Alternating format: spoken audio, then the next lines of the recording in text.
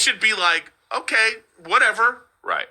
Let's see how this unfolds. It's the same. Before same thing with Jay-Z. agents, Hollywood go, we're out. But how about this? Off a tweet? But how about this? You guys deal with it. Yeah. What do you mean? Damn.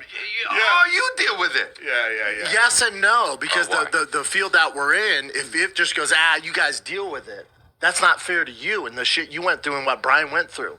Because where the fuck was this energy back then? If only this was around back then. So it takes a guy like this, and I heard he might be a scumbag. I don't give a fuck. But what he's doing, exposing this, and you're talking about two Hollywood titans who are trying to ruin his fucking career, and he goes, hold up. I got receipts. He got a lot of receipts. And people are listening.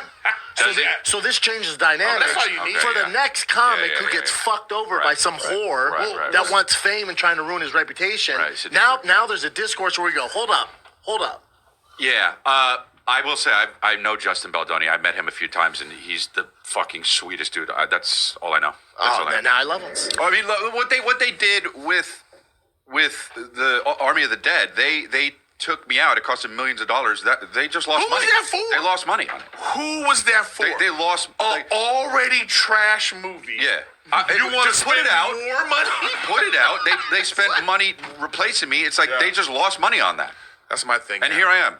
Still fucking, you know what I mean? It's like it's like I've used the AI. Yeah, here you are, still crushing it on the road. No, I know, that's what I'm saying. Those bitches, all those comics that hopefully you made the right business decision. You ain't selling tickets. Podcast still ain't shit. How'd that decision go for you? Well, I wish. But you know what? I don't begrudge people their like whatever they think is right. They're just for not them. my foxhole. That's all. Exactly. I don't fuck with them. Don't call me for nothing. It's all good. Yeah, but it's like but it's not though. I know, but you can forgive, but don't forget. No, some of them I don't even forgive. Like, I guess the biggest shock to me after all the shit we've been through is I thought the people that knew, our friends, I was like, we're all gonna rally together. Fuck them. I was bad because I come from team sports. Yeah, same, dude. Don't say same, right? No, not sports, but same with loyalty. No way, dude. If that's what a comic is, I ain't that. There you go. There you go. So that's where I was like, I'm not like them. Yeah. I'm out. I know, but I've said this. I couldn't. I was raised. I was baffled. Baffled and hurt and upset. To where I wanted to fight people. That's not where you want me at. I know, but the thing is, like, look, people make business decisions. I'm not saying they're right. Bitches. Let me finish. Sorry. People make business decisions, and I'm not saying they're right.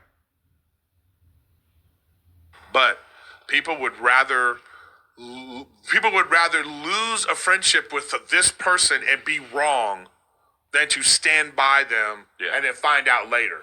That's just the choices that people have made. That says a lot about their character. That's like with D'Elia. Like, people thought I hung out with Chris all the time on the outside of. I never hung out with Chris once. Yeah. I had dinner with Chris exactly one time at Swingers at 11 at night, but I never spent time socially with Chris.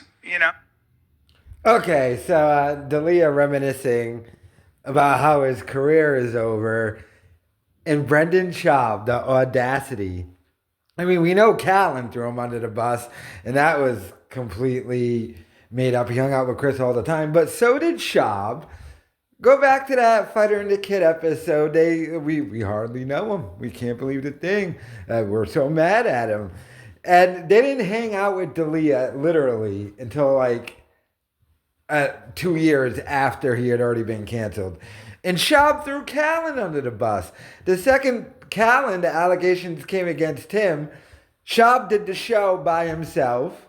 Remember, the Fighter and the Kid, and he got new co-host and everything. That tanked, so he brought Callan back, but he never recovered. And what was he talking about? You're not in my foxhole. And he started talking about selling tickets and how popping their podcast is to people who didn't support D'Elia. They are selling tickets, and their podcasts are popping. You know who isn't? Yours, stupid. Your podcast isn't popping, and Schaub, you had to quit stand-up. So what are you talking about? What an asshole. The delusion. The absolute delusion. And by the way, you're leaving even that podcast with D'Elia because you're following Callan down to Texas. So now it's just going to be D'Elia and Eric Griffin, and I guarantee you the podcast gets extremely more popular the second you leave. Oh my God, he just annoys me. He just how he just like interjects everything himself into everything, lies upon lies, pathological lying. He's one of those dudes. Like if you was walking down the street and you stopped in your car and said, "Hey, do you know how to get to like Ventura Boulevard?" And he had no idea, he would still give you directions.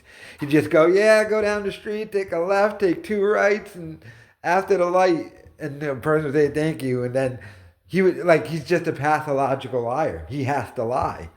It's truly bizarre. And freaking Callan, I still remember the clip here at the end where like, I never hung out with him. We went to lunch once or dinner once. He had a show he was going to do with Chris D'Elia. They had a deal at Netflix, him and D'Elia, their own show together. So they had to have written together. They've had to have, and they did, of course. I mean, so they did everything to D'Elia. They just ranted about. Everything Schaub ranted about people turning their back on D'Elia, he did. And by the way, you know who else did? Your best friend Joe Rogan. He did that too.